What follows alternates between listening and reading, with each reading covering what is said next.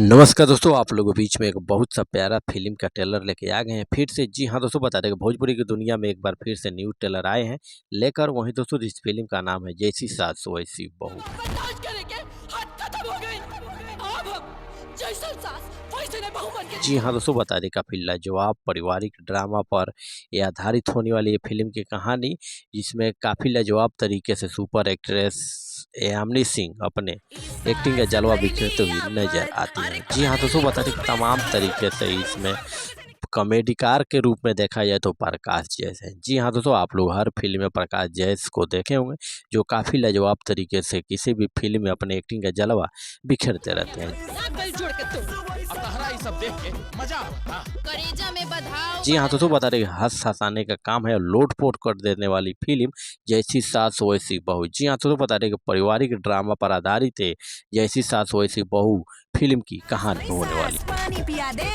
हमहू पतो हई लुत्ती लगा दे। वहीं दोस्तों दूसरी ओर बात करें फिल्म के निर्माता की तो बीने सिंह और रामा प्रसाद हैं, और डायरेक्टर निर्देशक की बात करें तो अजय कुमार झा है।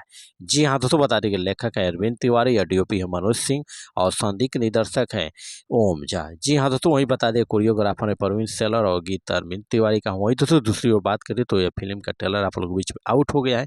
जैसी सास वैसी बहू, तो जाकर जल्द से जल्द इस फिल्म का आनंद लीजिए। तब तक फिर से मिलते हैं नेक्स्ट वीडियो में, तब तक के लिए जय हिंद।